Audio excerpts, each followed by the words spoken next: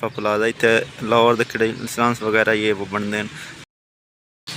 अस्सलाम वालेकुम, क्या हाल है जी? ठीक हो? तबीयत से ठीक है? मैं गुलाम शबीर, तो तुम मेरा यूट्यूब चैनल में दिखाए हो गुलाम शबीर नहीं होता। सुबह सुबह का टाइम है थे मार्केट चक्कर पाए गए, एक दोस्त को मिलना मोटरसाइकिल काट रहे अपना मुंडा खड़ा है गड्डियां नाल, तो मैं चलो अज मुंडे से ही लगा देना चाबी लाई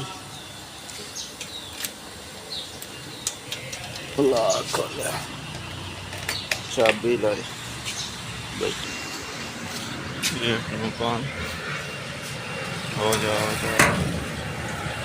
हम आप चलते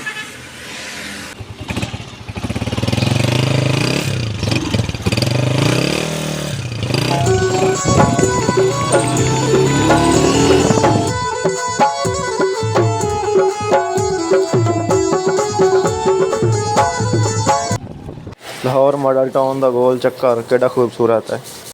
दुकान तो कोई प्राइवेसी सामान लेना वो पकड़े थे, फिर हुण चलते हैं दोबारा। माशाल्लाह मैं उत्ते छत ते आया हूँ, तो अज तक मौसम बड़ा ही प्यारा, धुप निकली हुई है, तो 2 का टाइम है।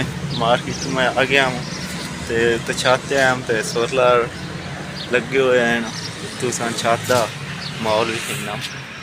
और सामने आरफा प्लाजा है, यार आरफा प्लाजा इतने लाहौर के लाइसेंस वगैरह ये वो बनते हैं, लर्निंग वगैरह ड्राइविंग लाइसेंस वगैरह वो इतने आके बनते हैं। तो माशाल्लाह सामने गौरमे वाला हाउस है, गौरमा हाउस ये माशाल्लाह इन्हों की कोठी वगैरह है। तो अज का बहुत ही प्यारा मौसम है। अगर थोड़ा अज की साड़ी वीडियो अच्छी लगी, साढ़े चैनल सबसक्राइब कर ले, तो वीडियो लाइक करो, कमेंट करो, शेयर करो, ताकि हर आने वाली वीडियो थोड़े तक पहुँच जाए। तो मिलते हैं नई वीडियो में, तब तक के लिए अल्लाह हाफ़िज़, बाय।